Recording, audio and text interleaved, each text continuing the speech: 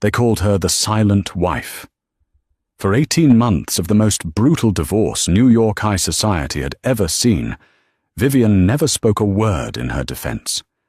She let him take the house. She let him freeze the accounts. She even let him parade his mistress around Manhattan while the ink was still wet on the separation papers. Preston Calloway thought he had pulled off the perfect crime, shedding his boring wife to marry a supermodel, all while hiding millions in offshore assets. He thought he had won. But he forgot one thing. Silence isn't always surrender. Sometimes it's just the sound of someone loading a gun.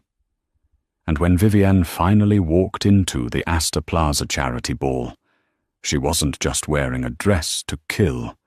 She was wearing the one thing Preston had lied under oath about, the ring. The conference room on the 48th floor of the Skadden, Arps, Slate, Meagher and Flom building in Manhattan smelled of stale coffee and aggressive cologne. Outside, the grey sleet of a February Tuesday battered the glass, blurring the skyline. Inside, the atmosphere was even colder. Preston Calloway sat at the head of the mahogany table, checking his Rolex Submariner for the third time in 5 minutes. He smoothed the lapel of his charcoal Tom Ford suit, a nervous tic he had developed recently. He looked across the table at the woman he had spent the last 12 years with. Vivian sat with her hands folded in her lap.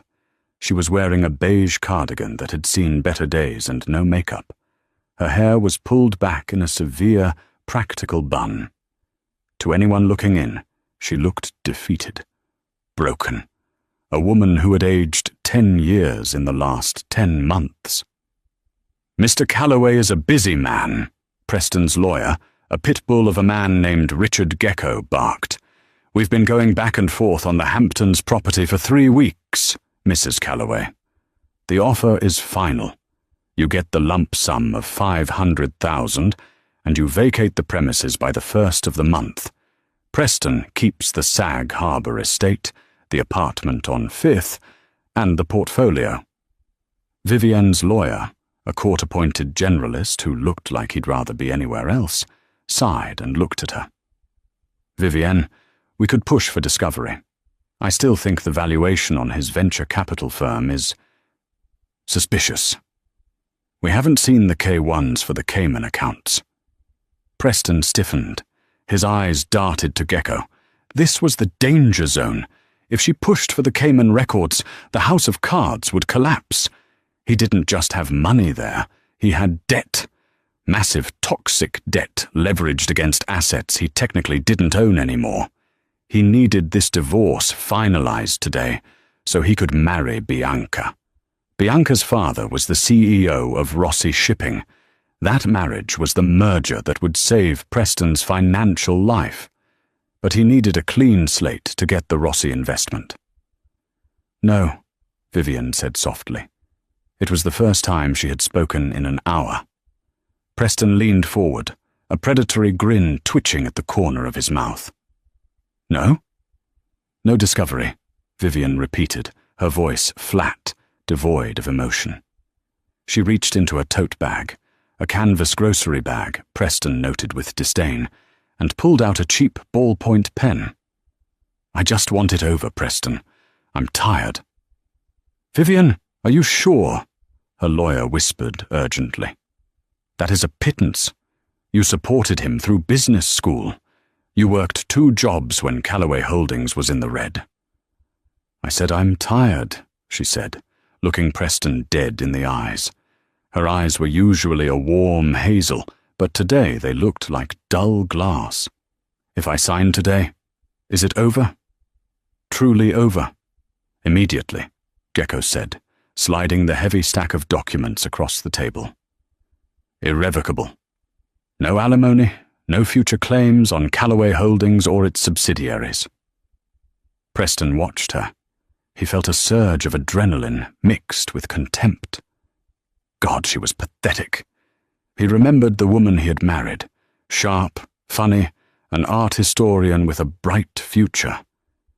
But he had crushed that out of her, year by year, with gaslighting and neglect. He had convinced her she was lucky to have him. And now, she was letting him walk away with everything. "Give me the pen," she said. The scratching of the pen on the paper was the only sound in the room. Scratch, scratch, scratch. She signed page after page. She waived her right to the 401k. She waived her claim to the jewelry collection, including the engagement ring he had demanded she return last week, claiming it was a family heirloom. It wasn't. He needed to sell it to pay a gambling debt to a man named Sergey in Brighton Beach. When she finished, she stood up. She didn't look at the lawyers. She looked at Preston. "You have everything you wanted, Preston," she said. "It's just business, Viv," he said, shrugging, already mentally texting Bianca the good news. "You were never cut out for this life anyway. You're too soft." "Soft," she echoed. A strange, microscopic smile touched her lips, gone before he could truly register it. "Goodbye, Preston." She walked out of the glass doors and into the elevator. As the doors closed, Preston let out a whoop of joy. "Done! Gecko, you're a genius!" "She's an idiot," Gecko laughed, packing his briefcase. "She could have taken you for half. We got away with murder." Preston pulled out his phone and dialed Bianca. "Baby, pack your bags. We're going to St. Bart's. The witch is gone." Down on the street, Vivian stepped out into the freezing rain. She didn't open an umbrella. She walked 2 blocks to a waiting black sedan with tinted windows. The driver, a large man with a military bearing, opened the door for her. "To the airport, madame?" the driver asked. Vivian slid into the leather-back seat. She pulled the hair tie out of her hair, letting the dark locks fall around her shoulders. She took a wet wipe from her purse and scrubbed her face. Not to remove makeup, but to wake herself up. The dullness in her eyes vanished, replaced by a cold, razor-sharp intensity. "No, Alfred," she said, her voice dropping an octave, losing the tremble she had feigned in the office. "Take me to the vault at the Sovereign Bank on Wall Street. I need to make a deposit." She pulled her phone out. It was a burner phone. She dialed a number saved simply as the architect. "It's done," she said into the phone. "He signed the indemnity clause?" "He did," a British voice answered on the other end. "He thinks he's free. He has no idea that by signing that waiver to keep the Cayman accounts hidden, he also waived his right to contest the ownership of the shell company that just bought his debt." "Good," Vivian said, staring out at the rain-slicked streets of the city she used to rule from the shadows. Let him have his week in St. Bart's. Let him propose to Bianca. I want him to feel safe. I want him to feel invincible. And the gala? "The gala is in 3 months, Vivian said. "Ensure my invitation is handled. And prepare the vault. I'll be wearing the Red Queen." There was a pause on the line. "The Red Queen?" "Madame, that diamond hasn't been seen in public since the Romanovs fell. Preston thinks it was lost in the fire of '98. "Preston thinks a lot of things," Vivian said, watching the Skadden Arps building disappear in the rearview mirror. "He thinks I'm poor. He thinks I'm stupid. And he thinks he owns this city." She leaned back, closing her eyes. "He's about to find out that he's just been living in it, rent-free. And the landlord just came to collect." 3 months later. May. The scent of peonies and money filled the air of the penthouse suite at the Plaza Hotel. Preston Calloway stood before the floor-to-ceiling mirror, adjusting his white tie. He looked good. At 42, he had the jawline of a movie star and the tan of a man who spent his weekends on yachts. But inside, Preston was sweating. "Babe, which earrings? The chandeliers or the studs?" Bianca Rossi walked into the room, and as always, she sucked the oxygen out of it. 24 years old, leggy, and dripping in Versace. She was the trophy Preston had destroyed his marriage to win. She held up 2 pairs of diamond earrings. "The chandeliers," Preston said distractedly. "They catch the light better for the paparazzi." "You seem tense, P," Bianca said, pouting as she clipped the diamonds on. "Daddy is going to be there tonight. You know he's excited to announce the partnership." "I know," Preston snapped, then softened his tone. "I know, baby. It's a big night. The Astor Plaza charity ball isn't just a party. It's the night. If I don't close the investors from Dubai tonight, the expansion plans for Callaway Tech are on hold." He couldn't tell her the truth.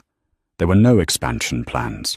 There was just a gaping $10 million hole in his operating budget. He had been borrowing from Peter to pay Paul for 6 months. He had liquidated the Sag Harbor house, the one he fought Vivian for, just to pay the retainer for his PR firm and the lease on this penthouse. He needed Bianca's father, the formidable Donato Rossi.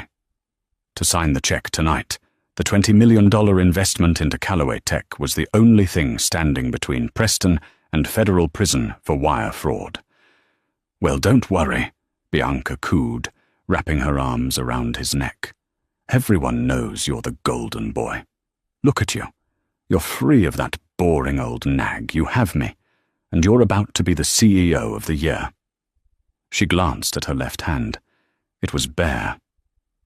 "Although," she whispered, tracing his jawline, "I still feel naked without a ring, Preston. You promised." Preston flinched. "I told you, the jeweler in Zurich is custom-cutting the stone. It takes time, Bianca. You don't buy a ring like that off the shelf." That was a lie. He had been blacklisted by Cartier, Tiffany's, and Harry Winston. His credit was shot. He had tried to buy a decent 3-carat solitaire last week, and his Amex Black card was declined. The humiliation burned his gut like acid. He told her it was a security hold, and walked out. "I know," she sighed. "But tonight, there's a rumor, you know." "What rumor?" Preston checked his phone. Another urgent email from his CFO. "Delete." "About the gala," Bianca said, stepping into her heels. "The board of the Astor Foundation has a new chairwoman. No one knows who she is.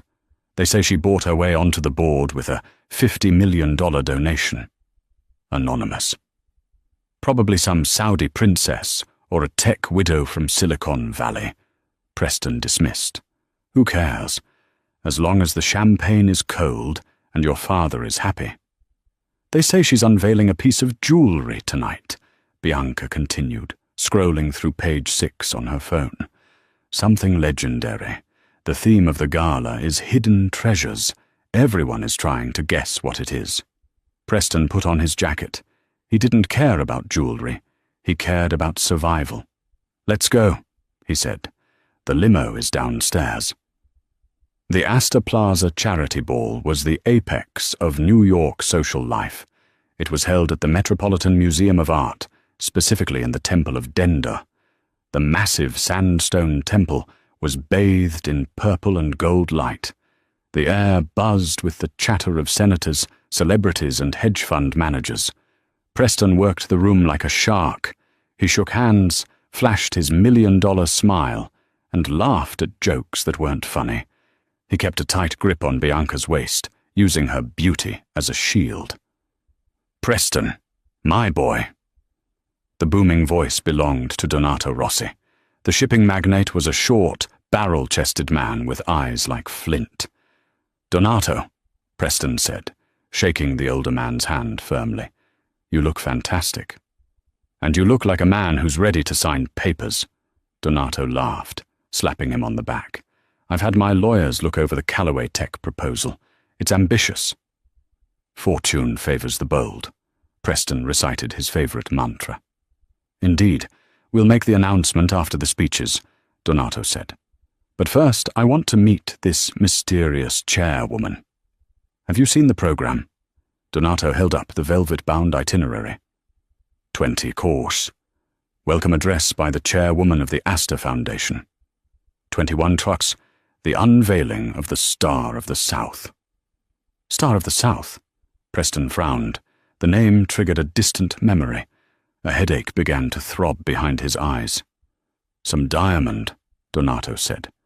Supposedly it hasn't been seen since the 1800s, worth more than this entire building. The lights in the great hall suddenly dimmed. A hush fell over the crowd of 5,000. A spotlight hit the podium in front of the Temple of Denda. "Ladies and gentlemen," the announcer's voice boomed, "please welcome the new chairwoman of the Astor Foundation, Ms. Vivian Archer." Preston froze. He dropped his champagne flute. It shattered on the marble floor, the sound echoing in the silence, but he didn't hear it. Vivian Archer. That was her maiden name. A collective gasp went through the crowd. From the shadows of the temple, a figure emerged. It was Vivian. But it wasn't the woman in the beige cardigan. It wasn't the boring wife who clipped coupons. She was wearing a gown of midnight blue velvet that hugged every curve of her body, a body that looked leaner, stronger than he remembered. The dress was off the shoulder, featuring a plunging neckline that stopped just short of scandal. Her hair was loose, cascading in dark, glossy waves. Her makeup was fierce, blood-red lips and smoky eyes that scanned the crowd with the imperiousness of a queen looking at her subjects. But no one was looking at her face. They were looking at her neck. Resting against her skin was a necklace of platinum and onyx, and suspended from it was a diamond so large, so violently red, it looked like a burning coal. Preston stopped breathing. It wasn't just a diamond. It was the Callaway red. The stone his great-grandfather had mined in South Africa.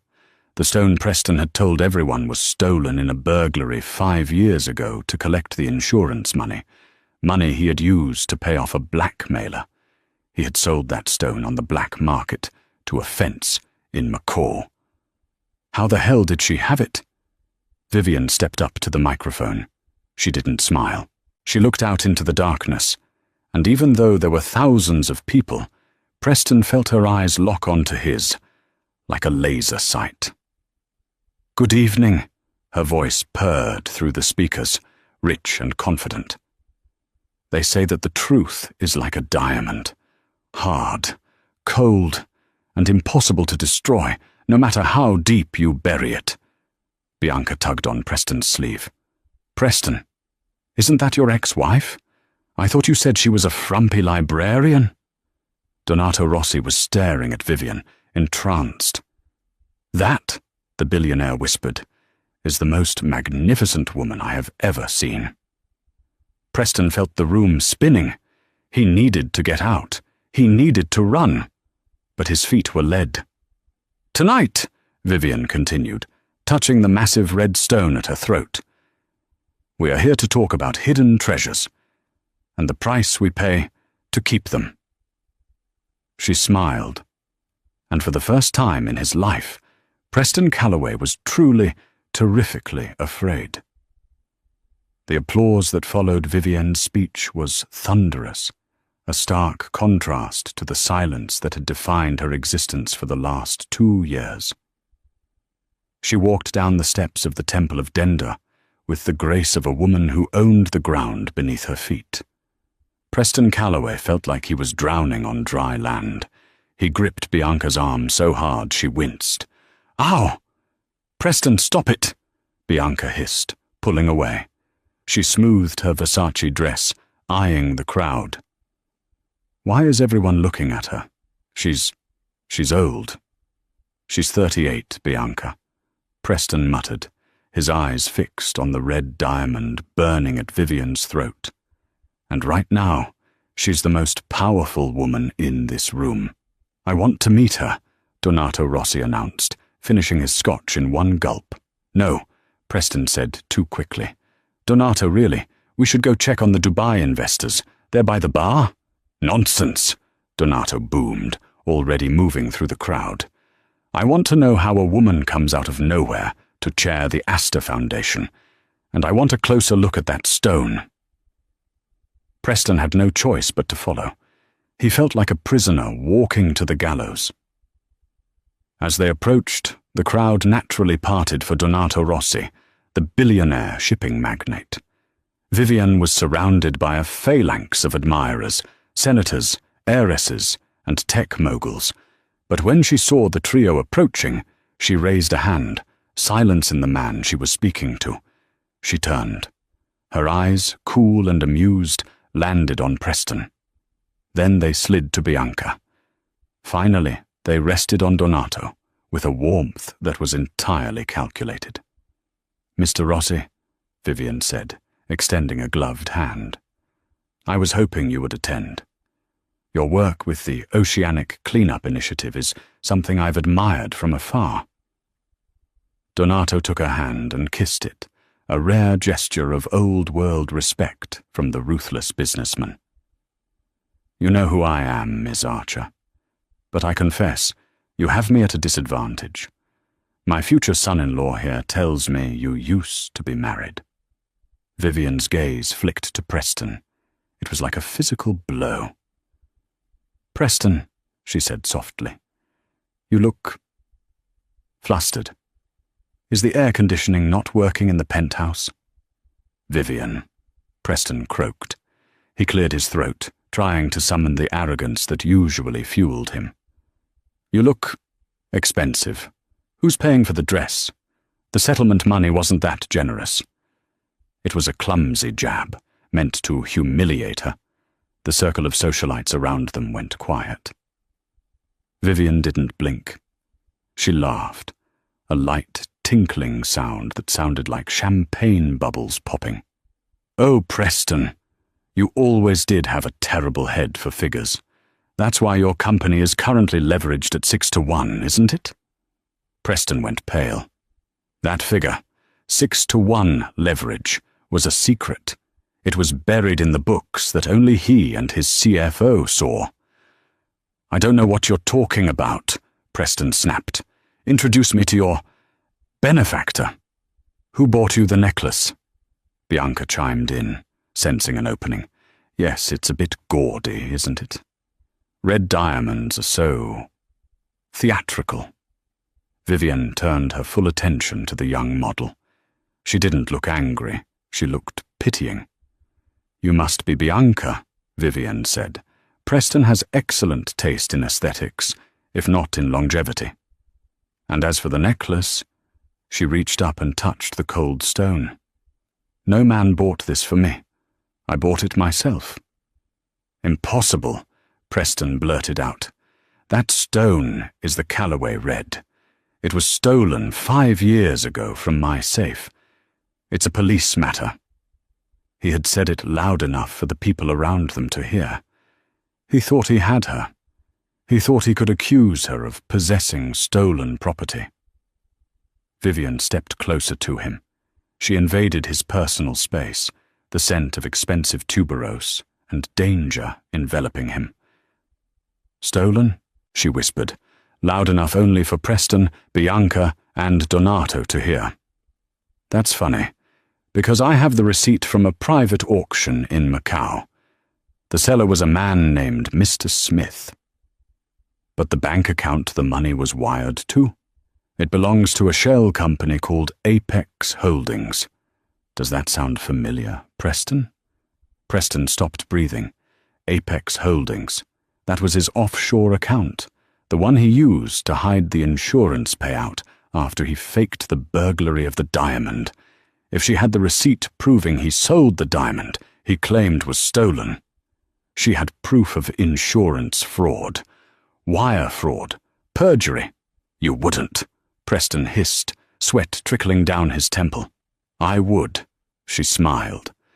"And I have. But don't worry, I haven't sent the file to the district attorney yet. I'm waiting for the right moment." She turned back to Donato, who was watching the exchange with narrowed, calculating eyes. He sensed the weakness in Preston. He smelled the blood in the water. "Mr. Rossi," Vivian said, linking her arm through the older man's.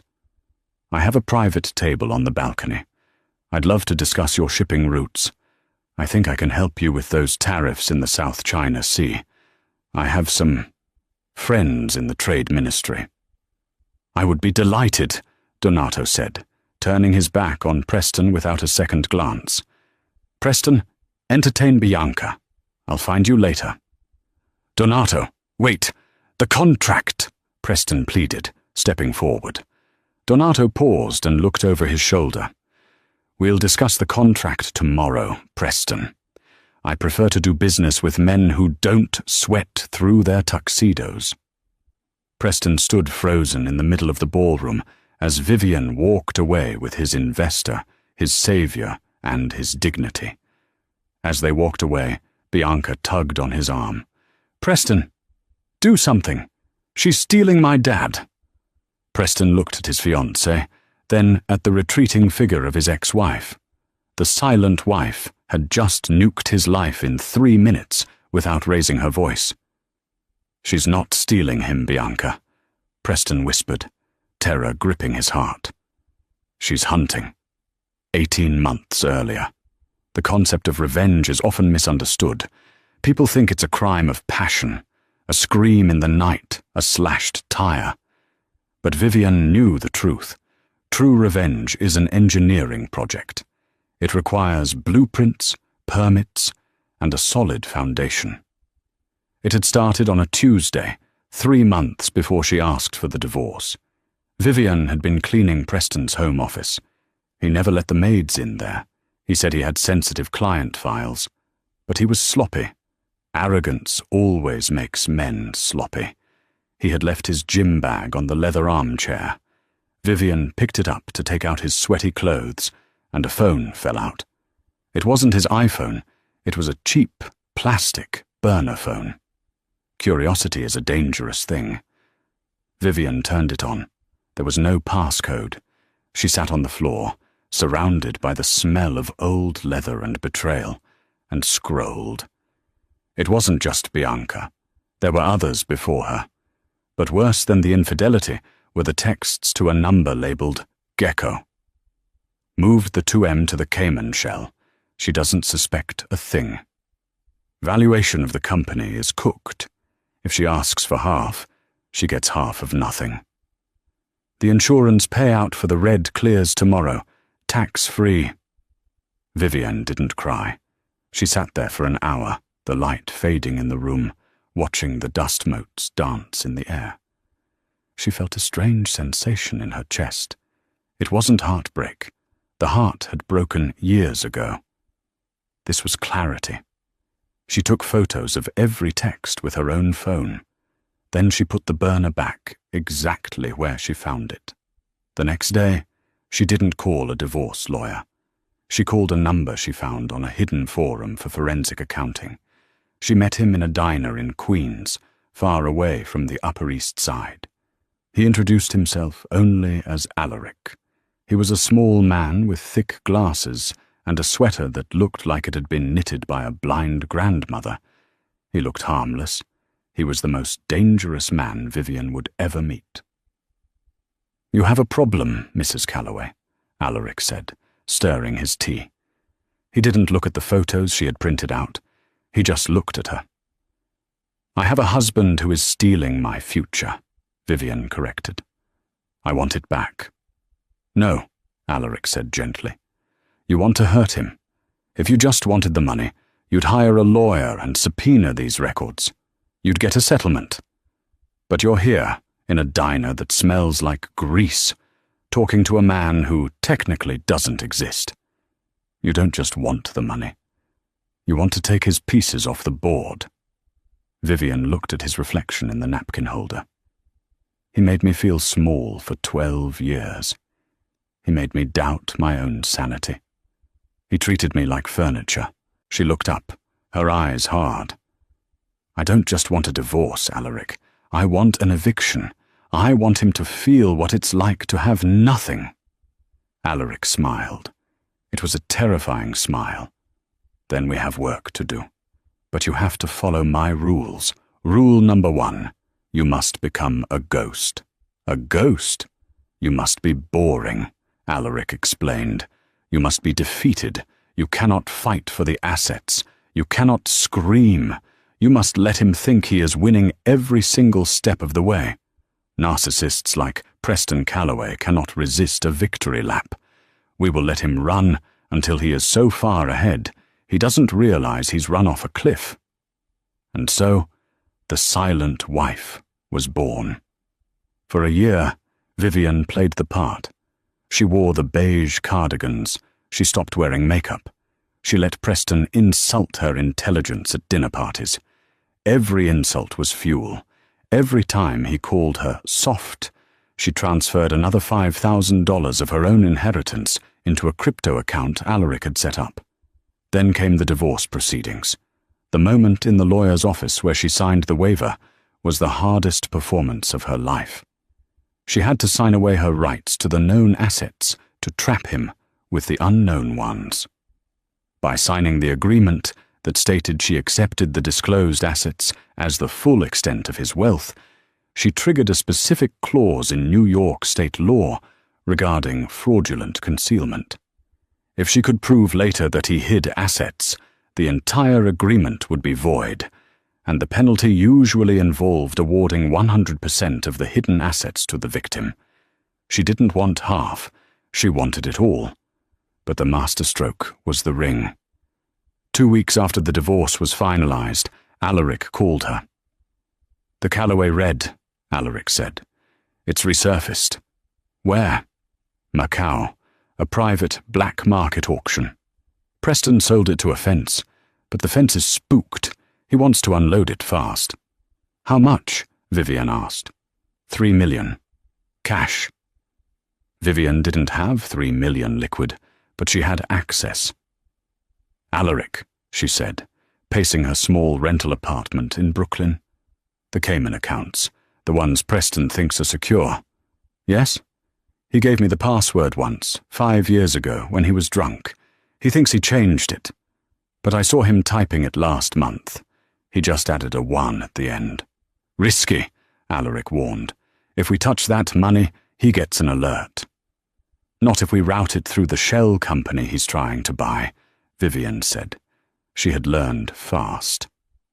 "Preston is trying to buy Apex Holdings to launder his new investor money, right?" "Correct. So let's become Apex Holdings. Let's buy the company before he does, using his own offshore debt leverage, and then we use his own money to buy the ring." There was a silence on the line. Then a low chuckle. "Mrs. Calloway," Alaric said with genuine admiration. "That is diabolical. You're going to use his hidden slush fund to buy the evidence of his own insurance fraud and wear it to the gala he's sponsoring." "Exactly," Vivian said. "He won't be able to say a word. If he claims the ring is his, he admits to fraud. If he says nothing, I wear his legacy around my neck." "I'll initiate the transfer," Alaric said. "Welcome to the game, Vivian." Present day. Vivian stood on the balcony of the Met, the cool night air hitting her face. Below her, the party raged on. She touched the red diamond. It felt heavy. She had won the first battle. She had humiliated him. She had stolen his investor. But the war wasn't over. Preston was a cornered rat, and rats bite. "Miss Archer." She turned. It was Donato Rossi. He was holding 2 glasses of champagne. "I sent Preston away," Donato said, handing her a glass. "The man is a fool. He spent 20 minutes trying to explain why his company's burn rate is so high. I stopped listening after 5. "He's desperate," Vivian said, sipping the wine. "Desperation is a cologne that doesn't mask well." "Indeed."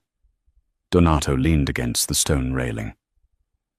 "But I didn't come here to talk about Preston. I did a little digging while I was in the men's room. My team tells me that Apex Holdings, the company that just bought the majority share of the Astor Foundation's debt, is registered to a trust." Vivian stiffened slightly. Donato was smarter than Preston. Much smarter. And, Donato turned to her, his eyes twinkling. The trust lists you as the beneficiary. You didn't just donate to the Gala, Vivian. You own the debt of this venue. You effectively own the stage we are standing on." Vivian met his gaze. There was no point in lying to a predator of his caliber. "I like to control my environment, Donato." "I can see that." He clinked his glass against hers.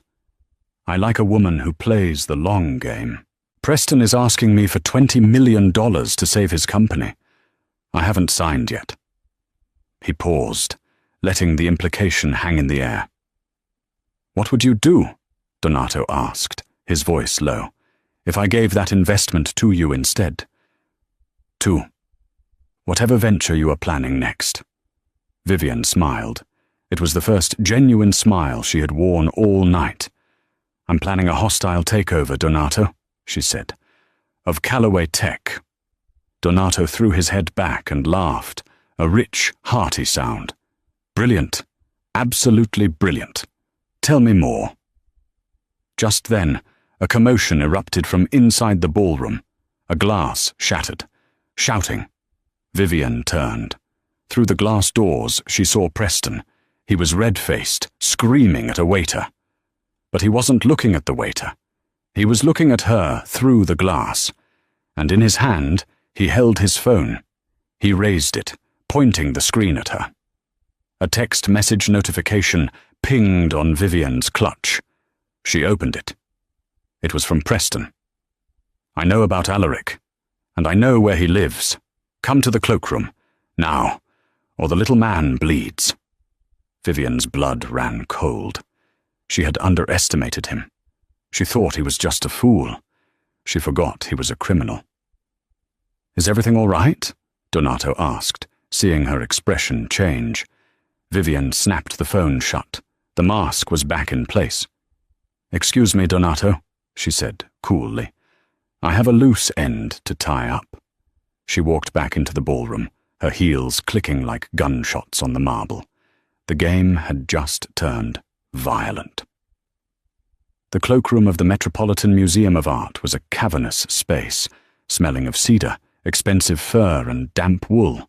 It was quiet here, the roar of the Gala muffled by thick velvet curtains. Vivian walked in. The attendant was missing, likely paid off. Preston was waiting by the rows of long coats. He was pacing, his hands twitching at his sides. When he saw her, he stopped. The look in his eyes wasn't just anger. It was the frantic, cornered look of a feral animal. "You look beautiful, Viv," he said, his voice trembling with a manic energy. "Really, money suits you, though I suppose it's my money." "It's the settlement you agreed to, Preston," Vivian said calmly, clutching her purse. Inside, her phone was recording. "Where is Alaric?" Preston laughed, a harsh, barking sound. "Alaric? You mean the little hacker in Queens? I have a guy, Sergey. You remember Sergey, don't you? The one I owed money to? I told him Alaric was the one holding up his payment. Sergey is on his way to Queens right now with a tire iron." Vivian's heart hammered against her ribs, but she didn't flinch. She had anticipated this. She had to trust the protocol. "Call him off," Vivian said. "Give me the ring," Preston demanded, stepping closer. He held out a shaking hand. "Give me the ring, and give me the access codes to the Cayman Shell Company. You transfer the money back to me, right now, and I call Sergey." "You're delusional," Vivian said. "You can't just undo this. The FBI is already building a file on the insurance fraud. If I give you the ring, you'll just destroy it and say I stole it." "I will say you stole it," Preston shouted, his composure shattering. He lunged forward, grabbing her wrist. His grip was painful, bruising. "You stole it from my safe. That's the story. You're a bitter ex-wife who stole a family heirloom. Who are they going to believe? Me, the CEO of Callaway Tech, or you, the nobody? Let go of me, Preston. Not until I get what's mine." He twisted her arm. Vivian gasped, dropping her clutch. It spilled open on the floor. Lipstick, the burner phone, and a small, folded piece of paper. Preston looked down at the paper. He kicked the purse away and squeezed her wrist harder. The codes. Now. You didn't check the address, did you? Vivian asked, her voice straining through the pain. Preston froze. What? Alaric, she gritted out. You sent your thug to the address in Queens. Alaric hasn't lived there for 3 months. He lives in a secure compound in Connecticut, paid for by the fees he earned exposing frauds like you. The only thing waiting for Sergei in Queens is a SWAT team. Alaric flagged the IP address of your tracker yesterday. Preston's face went slack. He released her wrist as if burned. You're lying. I don't lie anymore, Preston. I learned that from you. Lying is too much work. She rubbed her wrist, checking the red marks forming on her pale skin. But you just admitted to conspiracy to commit assault and extortion, and... She pointed to the ceiling. And you did it in a room with a security camera. Preston looked up. A small black dome stared back at him from the corner. No audio, Preston whispered, trying to reassure himself. Cameras don't have audio. True, a voice said from behind the rack of mink coats. But I do. Preston spun around. Emerging from the rows of furs was Bianca. She wasn't crying. She looked horrified, yes. But mostly she looked disgusted. She held her phone up. The screen was recording. Bianca! Preston choked. Baby, what are you doing here? I told you to wait by the bar. I followed you, Bianca said, her voice shaking. I wanted to see you tell her off. I wanted to see you win. She stepped closer, the phone still pointed at his face. But you're broke? You're broke, Preston? No, baby. It's a liquidity issue. You said you were buying me a custom ring in Zurich, Bianca said, her voice rising to a screech. But you're trying to steal one back from your ex-wife? You told me you were a billionaire. I will be. Once your father signs, my father. Bianca laughed, and it was a cruel sound. My father isn't going to sign anything. I just live-streamed this entire conversation to our family group chat. Daddy heard everything. The insurance fraud. The hitman in Queens. The fact that you're leveraging his money to pay off your debt.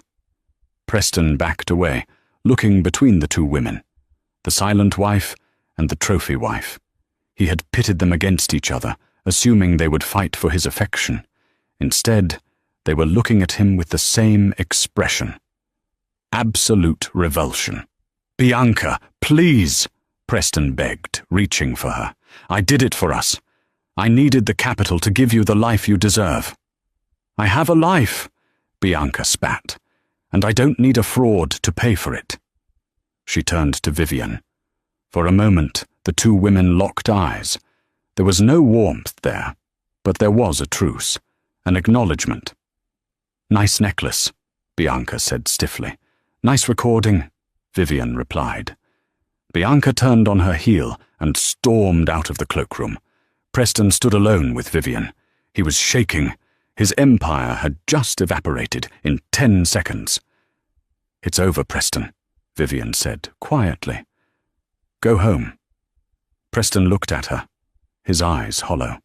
Then a dark, dangerous resolve settled over his face. He smoothed his suit jacket. He fixed his tie. No, he whispered. It's not over. Donato hasn't seen the video yet. He's old school. He doesn't check group chats. Preston, don't... I can still fix this, he muttered, his eyes wide and unseeing. I just need to sign the papers. Once the ink is dry, he can't back out. Possession is 9/10 of the law. He pushed past Vivian, knocking her shoulder, and ran back toward the ballroom. Vivian watched him go. She picked up her clutch and the folded piece of paper. She sighed. Men like him never know when to fold, she whispered to the empty room. She took out her phone and dialed Alaric. He's going back to the floor, she said. Initiate phase 3. Copy that, Alaric's voice came through, crisp and clear. The projector is ready. It's showtime, Mrs. Calloway. It's Miss Archer, she corrected. And Alaric, make it loud. The grand ballroom was reaching a fever pitch. The lights were dimmed, bathing the Temple of Dender in a soft, golden glow. The auctioneer was just finishing the bidding for a vintage Aston Martin. Preston Calloway sprinted through the crowd, ignoring the glares of the people he bumped into. He was sweating profusely, his hair disheveled. He spotted Donato Rossi, standing near the stage, holding a glass of scotch, looking at his watch. "Donato!" Preston gasped, skidding to a halt next to the billionaire. "Donato, I have the papers right here. I have a pen. Let's just sign. We don't need lawyers for a gentleman's agreement." He fumbled inside his jacket pocket, pulling out the folded contract he had been carrying all night. Donato looked at him slowly. The older man's face was unreadable. He didn't seem angry. He seemed disappointed. "Preston," Donato said heavily, "you are sweating." "It's just the heat," Preston lied, clicking the pen. "Here, just on the dotted line. This secures the 20 million, and I transfer the equity to Rossi Shipping immediately." "Where is Bianca?" Donato asked, not taking the pen. She's in the powder room," Preston stammered. "She's not feeling well. But she wants this, Donato. She wants us to be partners." Donato stared at him for a long, agonizing second. Then he reached into his pocket. Preston thought he was reaching for a pen. Instead, he pulled out his phone. "My daughter is not in the powder room," Donato said, his voice dropping to a growl. "She is in a taxi. She sent me a video, Preston. A very interesting video." Preston's blood froze. Before he could speak, the sound system of the ballroom screeched with feedback. The crowd winced, covering their ears. "Ladies and gentlemen," the announcer's voice boomed, though it sounded different, hurried, confused. "If we could turn your attention to the main screen, we have a special addition to the program." The massive screen behind the Temple of Dender, which had been displaying images of charity work in Africa, flickered. It went black. Then a document appeared. It was a bank transfer receipt, high resolution. Sender, Apex Holdings, Cayman Islands. Recipient, Preston Calloway. Amount, $200,000 memo. Insurance settlement. Red Queen. Claim. A murmur rippled through the crowd. People were squinting, confused. Then the image changed. It was a photo of a police report filed by Preston Calloway, claiming the Red Queen diamond had been stolen in a burglary, dated 5 years ago. The image changed again. A new receipt, dated 3 months ago. Seller, Mr. Smith, Macau. Buyer, Apex Holdings. Item, red diamond, 30 carats. Price, $3,000. The murmurs turned into gasps. Even the most uneducated socialite in the room could do the math. Preston had claimed the diamond was stolen, collected the insurance money, hid the money in a shell company, and then, unbeknownst to him, his own shell company had bought the diamond back. The final image appeared on the screen. It was a live video feed. It showed the balcony above the stage. Vivian Archer stood there. The spotlight hit her. The Red Queen diamond at her throat sparkled with a fire that seemed to accuse everyone in the room. She leaned into the balcony microphone. "Preston," her voice echoed through the hall, godlike in its amplification. "You told the police this ring was stolen. You told the insurance company it was gone forever. You told me it was a family heirloom you couldn't afford to lose." She paused, letting the silence stretch. 5,000 people held their breath. "So, I have a question," Vivian said. "If it was stolen, why is there a receipt showing you sold it to a fence in Macau?" On the screen, a new document flashed up. It was the smoking gun Alaric had found. A notarized bill of sale with Preston's signature, selling the ring to the black market dealer. Preston stood frozen next to Donato. He felt the eyes of the room burning into him. The hedge fund managers, the politicians, the rivals he had sneered at for years. They were all staring. Donato Rossi sighed. He took the contract from Preston's shaking hand. "You know, Preston," Donato said, his voice loud enough for the nearby circle to hear, "I don't mind a man who takes risks. I don't even mind a man who bends the rules. But I cannot abide a man who gets caught." Donato tore the contract in half, then in half again. He let the pieces flutter to the floor like confetti. "You are finished," Donato said. "Donato, wait! It's a fabrication! She photoshopped it!" Preston screamed, grabbing Donato's arm. Two large security guards materialized out of the crowd. They weren't museum security. They were Rossi's personal detail. They grabbed Preston by the arms and hauled him back. "Get your hands off me!" Preston shrieked, kicking and flailing. "Do you know who I am? I am Preston Calloway." "Mr. Calloway?" A new group of men entered the circle. These men wore windbreakers with 3 yellow letters on the back, FBI. The lead agent, a weary-looking man named Agent Miller, flashed a badge. "Preston Calloway, I'm arresting you for wire fraud, insurance fraud, and filing a false police report," Miller said, snapping handcuffs onto Preston's wrists. "And thanks to your ex-wife, we also have the audio of you threatening a federal witness 20 minutes ago. That's going to add another 10 years. Preston looked up at the balcony. Vivian was looking down at him. She wasn't smiling. She wasn't gloating. She just looked done. Like a gardener who had finally pulled a stubborn weed. "Vivian!" Preston screamed as the agents dragged him away, his tuxedo jacket tearing at the shoulder. "Vivian, tell them we can make a deal. I'll give you half. I'll give you everything." Vivian reached up and unclasped the Red Queen necklace. She held the heavy, blood-red stone in her hand. She leaned into the mic one last time. "You can't give me everything, Preston," she said, her voice soft, but carrying to the back of the room. "Because you have nothing left." She dropped the necklace. The crowd gasped as the multi-million-dollar diamond plummeted from the balcony. It fell through the air, spinning, catching the light. It landed in Donato Rossi's empty champagne glass, which was sitting on a high-top table with a loud clink. It didn't break. It just sat there, drowned in the dregs of warm alcohol. Vivian turned and walked back into the shadows. On the floor below, the flashbulbs exploded like fireworks.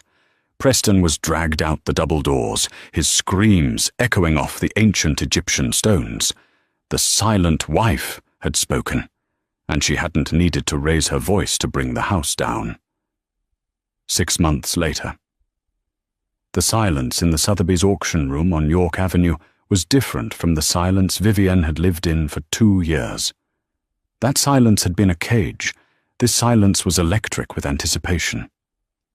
"Lot 404, the auctioneer announced, his voice clipping the air. "The Red Queen. A 30.2-carat fancy red diamond. Provenance, the Calloway collection." Vivian sat in the back row, dressed in a white power suit that looked sharp enough to cut glass. Next to her sat Alaric, looking less like a hacker and more like a proud uncle in his tailored suit. "The bidding starts at 4 million, the auctioneer intoned. Paddles shot up instantly. The room was a shark tank, and the blood in the water was red diamond dust. 5 million, 6 million, 8 million to the gentleman on the phone. "You could have kept it," Alaric whispered, leaning in. "Technically, since you bought the debt of the shell company that owned it, it was yours. You could have worn it to the grocery store just to spite him." Vivian watched the numbers climb on the digital board. "It's too heavy, Alaric. It carries Preston's greed and 12 years of lies." I don't want that weight around my neck. I want it converted into something useful. Sold! The gavel cracked like a gunshot. For $12.5 million to the buyer from Zurich. Vivian let out a breath she felt she had been holding for a decade.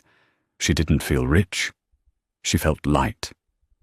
That's a lot of scholarships for the Astor Foundation, Alaric noted with a smile.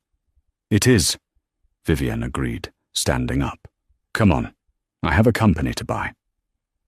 While Vivian stepped out into the crisp autumn sunlight, Preston Calloway sat in a room with no windows. The Metropolitan Correctional Center in Lower Manhattan was a grim reality check. Preston wore an orange jumpsuit that was 2 sizes too big, and his hair, once his vanity, was shorn close to his skull. He sat at a metal table in the common room, staring at the TV mounted in the cage on the wall. The chyron on CNBC read, "Callaway Tech Assets Liquidated." But the main story was an interview with Bianca. She sat on a white couch, looking tearful, but beautifully lit. "So you had no idea about the fraud?" the host asked gently.